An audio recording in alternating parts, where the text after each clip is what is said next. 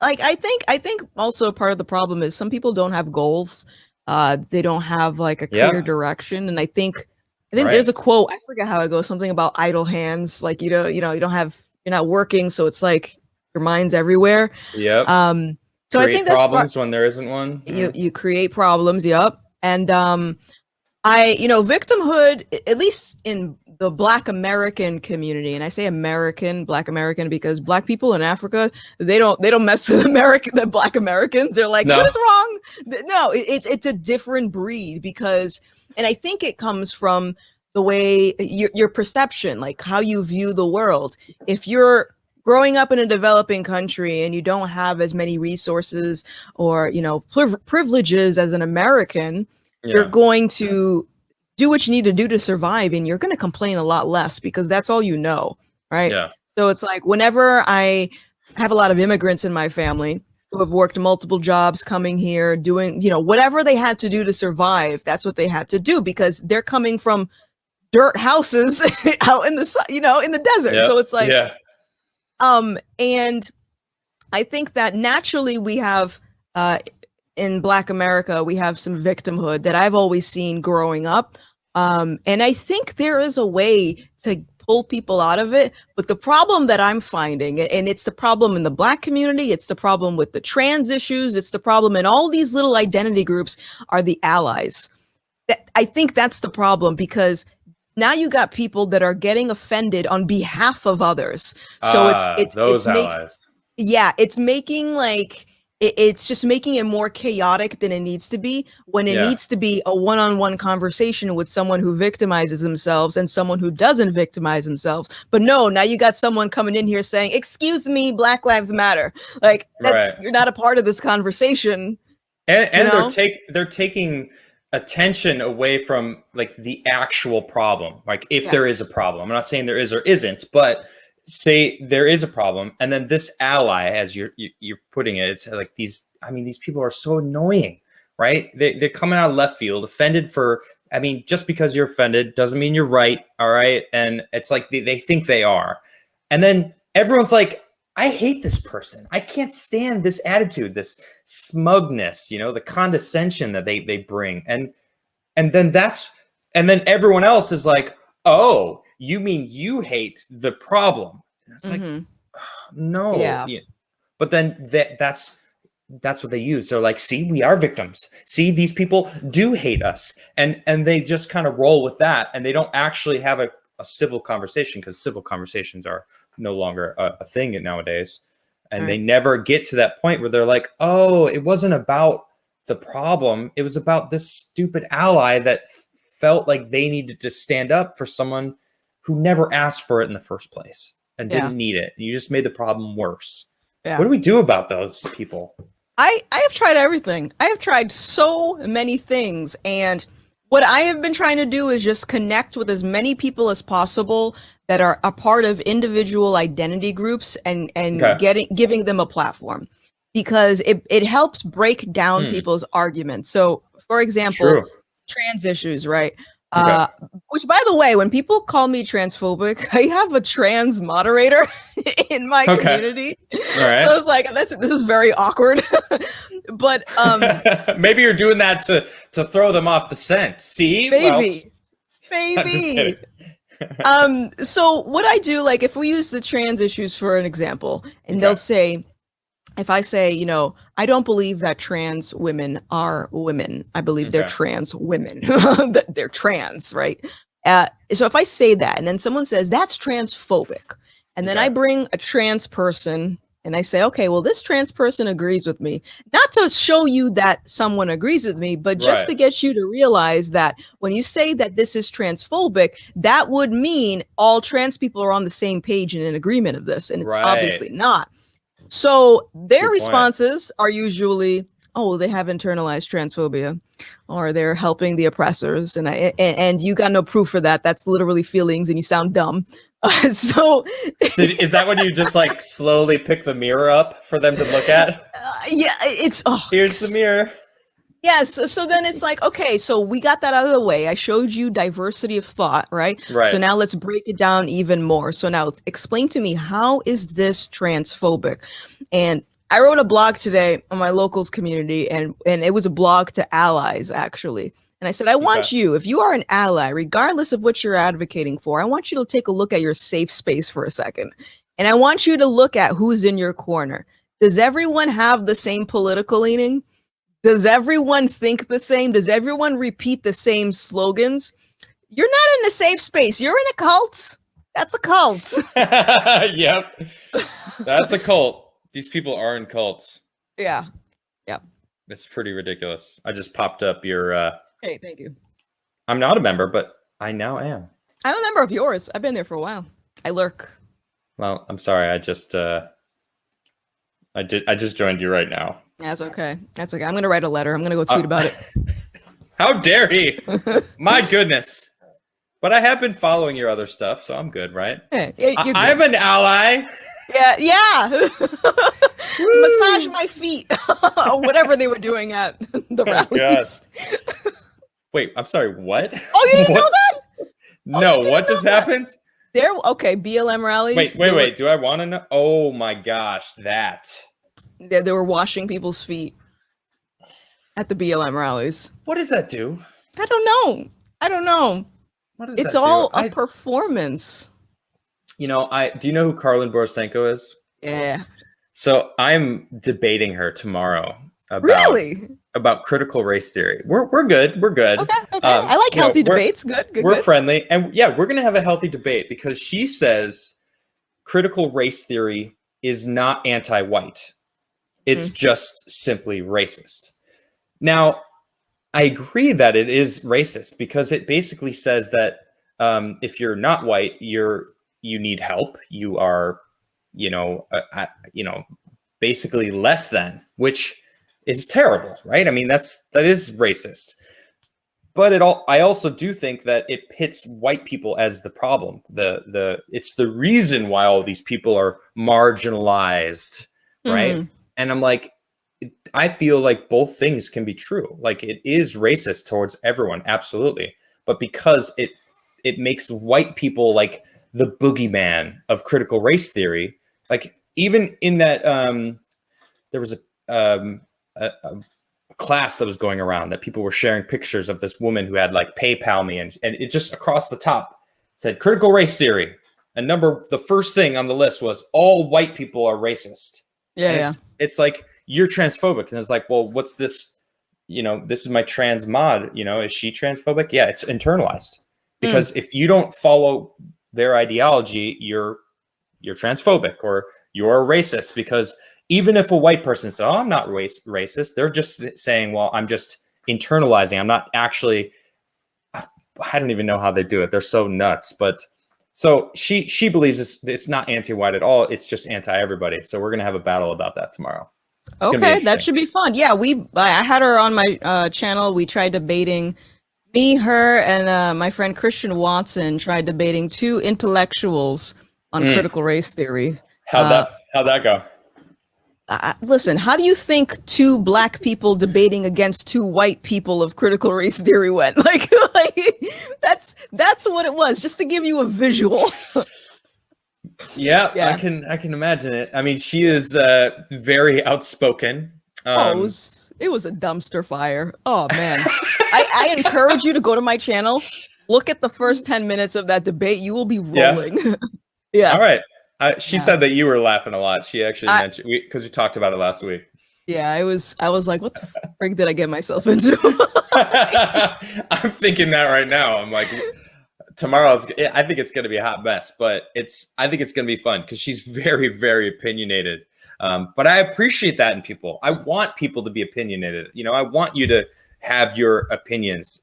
It's when you start saying, well, that person's opinions is wrong, and they shouldn't think that way. And it's like, you lost me there. It's like, people are like, oh, well, you ban people on Twitter. And it's like, well, yeah, because they banned me first. It's the first, there's two types of people that I ban. If you ban me, I ban you back. And it's like, all right, if you're going to ban me, so you can't see my stuff either. Yeah. And then if you are just simply, for lack of better words, and I don't swear on my show, but I just, if you're an asshole, right? I mean, if you're just blatantly being, rude to me because you can be, it's like, well, I don't have to see it. Yeah. I'm not banning you from the platform. By all means, say what you want. But yeah, I'm just not going to have to see it anymore. Sorry. Out of my Bye. house. Out Bye. of my house. I get Get that out of my too. house. I get that too because I'm very pro free speech. Do whatever you want as long as you're not threatening anybody. Because that's Yeah. bad. But I've gotten the same argument. Like, wait a minute, you don't allow people to say these things in your chat. I'm like, I don't have to look at it, but you're allowed to do it. You can do it Yeah. somewhere else. Like, Yeah. that'd be like me walking into your house and just trashing the place and insulting your family members. Like, that's Yeah. not. It's like, no. I don't have to accept that. No, it's my choice. It's my platform, my environment. It's like you're coming into my environment and just spewing stuff. It's like, no. You can go spew it elsewhere. I'm not booting you off Twitter. I'm not booting you off YouTube, but you're not welcome here. But also in the way that you just said, like if you take yourself out of that equation, if you don't want to see something, you take yourself out by blocking people. Yeah. And that's what a lot of people on Twitter fail to realize that they have the power to do. So True. When they see a nasty comment or they see, me with my problematic opinions, they go into my house to let me know that they don't like my opinions. Well, I mean, how hurtful are my comments? Are my comments hurtful enough for you to come onto my page and put yourself more into that environment? Because that doesn't make any sense. It doesn't. That's true. It's like but that's what they live for, though, right? Their purpose now, it's not to create a new formula to, figure out a new engine that will get us to Mars faster. It's not to figure out how to grow more trees. I mean, there are those people out there, which is good, grateful for them, but it's to find you on the internet and give them a what's for. Right. And get you banned off the platform because your speech is creating more extremists. And we need to create the utopia online where everyone gets along and everyone's so pleasant to each other and everything's all just roses. And I couldn't think of anything else, but it's just like everything's happy and it's not realistic. Let me ask you something. Have you ever had people on social media tag other people and say, hey, you're still following this problematic person? Like, do they say, you're still following Adam, he's problematic, unfollow I don't him? know. I haven't seen that yet. But then I don't have the same situation as you, because when I first, I joined Twitter in 2009, but I had 300 followers until February 2020. And then I joined the Tim's show, and then I gained my following.